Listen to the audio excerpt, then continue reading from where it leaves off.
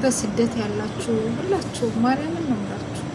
እሱ አሁን እድለኛ ነው። ቢያንስ ቪዲዮ አይቷታል፣ ችግሯን አይቷል፣ ኦፕራሲዮን አስደርጓታል፣ አሳክሟታል። ያቅሙን ደግሞ ሊያደርግ ነው የመጣው። ግን እኛ አለን ብዙ ልጆች ዛሬ አረብ ሀገር ላይ 10 ዓመት 15 ዓመት ህገወጡ ናችሁ የምትሰሩ ልጆች። በእውነት እንደ ህገወጥ ክፉ ነገር የለም እና ስንት እህቶቻችን ናቸው አሁን በህገወጥ መንገድ ቁጭ ብለው ማለት ቤተሰቦቻቸውን ያጡ። በቃ ይሄኔ ብቻ አንጀቴን የበላኝ ዛሬ ልጁ አንጀቴን። በቃ እሱ ለራሱ ምንም ሳይበላ ደግሞ ብታዩ እንትን ውስጥ ገብቶ የውሃ መጋዘን ውስጥ አንጀቱን እንዲጠብቅ።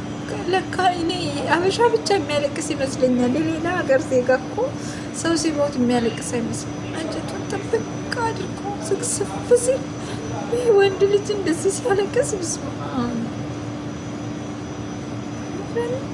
ወንድ ልጅ እንዲህ ሲያለቅስ ማየት በጣም ይከብዳል። ውይ ማርያምን አንጀቴ እንደበላኝ ብቻ። ለማንኛውም ማርያምን ዛሬ እንዴት እንዳለቀስኩኝ ታውቃላችሁ? እመቤቴን ነው የምላችሁ። በስመ አብ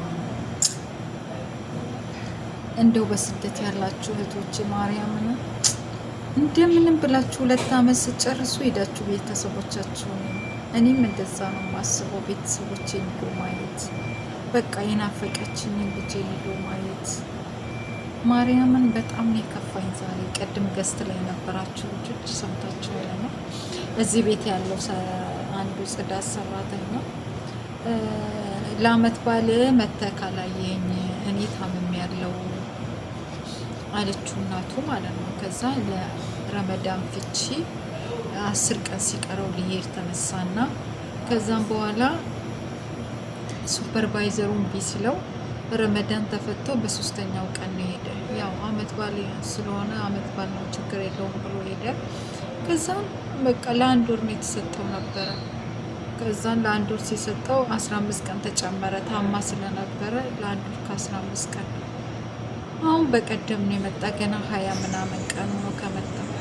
አሁን እናቱን ኦፕራሲዮን አስደርጎ ምን ብሎ በቃ ጨርሶ ምናምን የመድኃኒት ምናምን ፍለጋ ነው እንግዲህ የመጣው።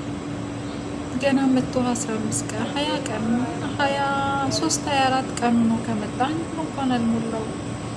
ዛሬ ጠዋት ሲያለቅስ እንዴት አንጀቴን እንደበላ በስመ አብ። ውይ በቃ እናቴ እኮ አድንሻለሁ ብያት እኮ ነው የመጣው። ቃል ገብቼላታለሁ እኮ ሳራ መድኃኒት ገዝልሻለሁ ብያታለሁ እኮ። እኔ መድኃኒት መግዛት ሳልችል እኮ ነው እናቴን ያጣኋት ሲል በስመ አብ ወልዴ እንዴት እንዳለቀስኩ። ውይ